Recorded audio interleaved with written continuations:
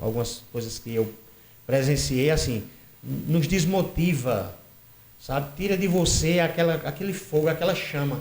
Eu tinha uma chama, eu me acordava todo dia com vontade de andar na casa das pessoas, de visitar as pessoas, de tentar resolver o problema das pessoas.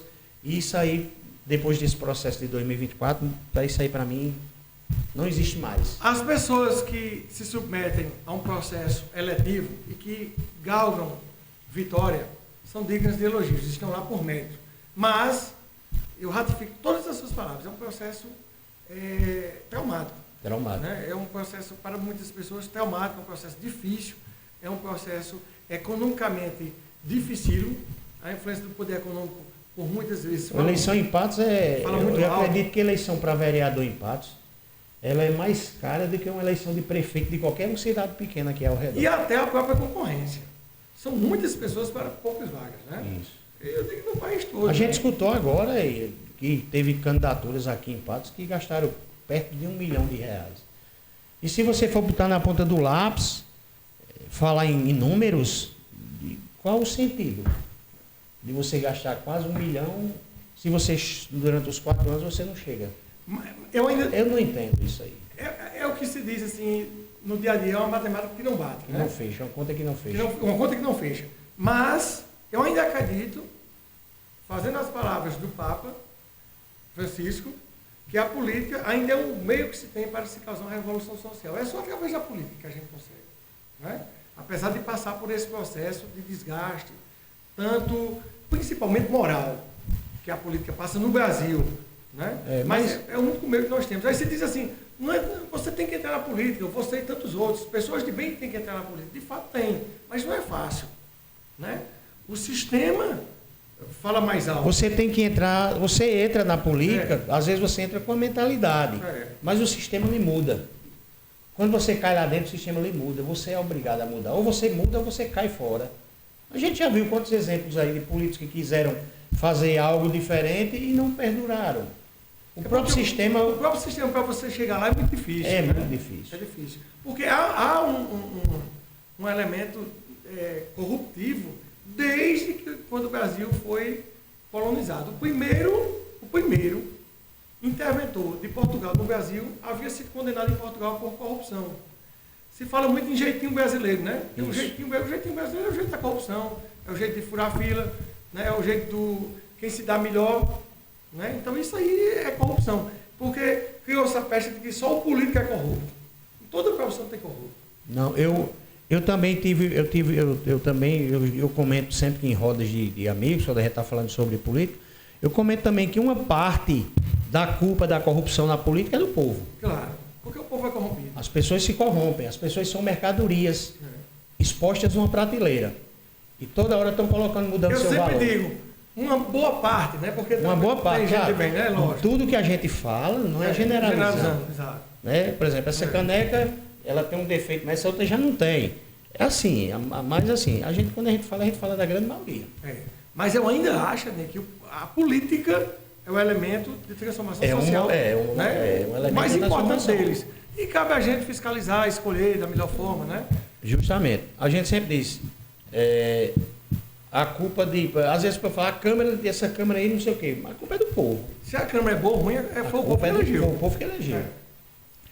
Mas ainda dentro da questão jurídica da política, que você disse que estuda muito, é sua área também de atuação, você defendeu recentemente o caso de um vereador que foi acusado de compra de votos. Exato. Qual foi o vereador? Foi o vereador Júnior Contigo. Pode continuar. João Batista de Souza Júnior, conhecido como Júnior Contigo, né, que contra ele pesava uma acusação de captação ilícita de sufrágio, de abuso do poder econômico, e que pleiteava ao final a perda de seu mandato. Mas nos autos decorrentes do mundo fato não existiam provas. Falando da data de hoje, Júnior Contigo já tem a seu favor 3 decisões judiciais, 2 empates e uma no TRE, certo? Porque, de fato, esses fatos não existiram. São acusações que foram levadas ao Poder Judiciário, e o Poder Judiciário, como deve ser, recebeu as pretensões iniciais, né? Houve o recebimento das ações e as ações transcorreram normalmente e culminaram com a improcedência dos pedidos, popularmente chamando com a absolvição.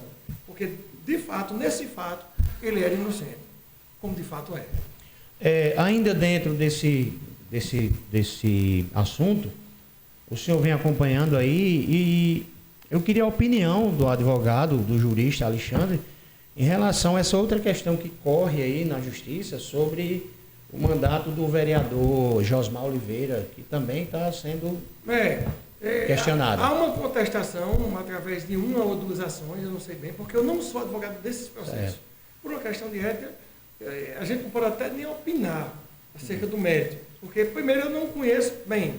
Né? Eu sei quem foi o subscritor, o advogado subscritor, doutor Delmiro, um excelente advogado, técnico do direito, professor, a petição muito bem feita, eu a li, certo? Mas eu não conheço o processo. Mas ele pesa sobre uma possível fraude à cota de gênero. A lei eleitoral diz que 70% das vagas devem ser destinadas a um dos sexos e 30% ao outro sexo. Então, se imputa aí ao MDB uma fraude nessa cota de gênero, aduzindo que aconteceram várias renúncias de candidatas femininas após o prazo previsto, ou antes mesmo do prazo previsto para a substituição. Isso acabou gerando uma desigualdade nessa denominada cota de gênero. E se busca com isso a cassação do DRAP, né? Do registro, que culmina com a cassação do registro de todas as candidaturas e, consequentemente, do vereador Josmar Oliveira. A gente tem visto aqui em algumas cidades, como acho que Teixeira e outras cidades aqui, que aconteceram isso. Claro, não é algo que acontece do dia para a noite. Mas que pode acontecer. Mas que pode acontecer. Inclusive nesse caso. Exatamente. Doutor, a gente já está com quase uma hora da nossa entrevista. Um bate-papo muito, muito bom mesmo aqui, muito esclarecedor, né? Principalmente para quem gosta do direito como eu. Que no momento que eu fiz o convite, mas o fiz sabendo que aqui eu teria uma aula, né? Uma aula de direito. Já que o amigo já tem aí quase 24 anos, vai fazer 24 anos no direito aí. E a gente está... Quem está mandando mensagem aqui? Não, eu vou achar o time do Flamengo. Sim. Nossa paixão, né? O Flamengo faz raiva, mas é que nem meu amigo. Mandar um abraço para meu amigo Tonho Marques, deve estar feliz. Que essa semana o Vasco dele ganhou, o meu Flamengo perdeu, ele deve estar nas alturas, mas não é nem pela vitória do Vasco, viu? É pela derrota do Flamengo. Tonho Marques, ele é mais, eu acho que ele é mais flamenguista do que o próprio nós que somos flamenguistas. Doutor Alexandre, recentemente a gente teve as eleições para a OAB em Patos. O advogado participou do processo? Participei ativamente do processo, porque dentro dessas coisas que me orgulham, que eu falei, na trajetória da advocacia, eu estive presidente da OAB por 6 anos. Né? Eu sou, além de advogado, um agente político na instituição. Eu fui eleito o presidente mais jovem da história de uma subseção. Foi presidente de quando a quando? De 1º de janeiro de 2010 a 31 de dezembro de 2015. Foram 6 anos. E eleito mais jovem da Paraíba, da história de uma subseção na Paraíba, com 56% dos votos válidos, e reeleito com 90% dos votos. Isso é motivo de muita galhardia, de muita honra, lisonja para a minha pessoa, por ter dirigido a instituição a qual eu faço parte por 6 anos. E após isso, nós estivemos na campanha de sucessão, da nossa sucessão, que foi Paulo Medeiros, Paulinho, meu direto fraterno amigo, o meu, digamos assim, amigo de todas as horas, sempre fiel, leal companheiro, ele sabe que essa lealdade, essa fidelidade é recíproca. Paulinho foi quem em 2008, Ednei, 2008, me lançou candidato em 2009. Eu disse, mas Paulinho, você acha que nós temos chance de vencer? Tem, nós temos chance, por isso, por isso, por isso. Eu disse, Paulinho, então se eu for candidato a presidente da OAB, você será o tesoureiro, você será o candidato a tesoureiro. Porque nas eleições da OAB nós temos... uma chapa composta de 5 cargos, 5 vagas. Presidente, vice, diretor tesoureiro, secretário-geral e secretário-geral adjunto. E eu disse, se eu for presidente, você será o tesoureiro. Fomos eleitos, Eu fui presidente, Paulinho foi tesoureiro. Fui reeleito, Paulinho foi eleito secretário-geral. E Paulinho foi quem me sucedeu, foi o nosso candidato em 2015 e foi eleito com 67%, salvo melhor juízo, dos votos.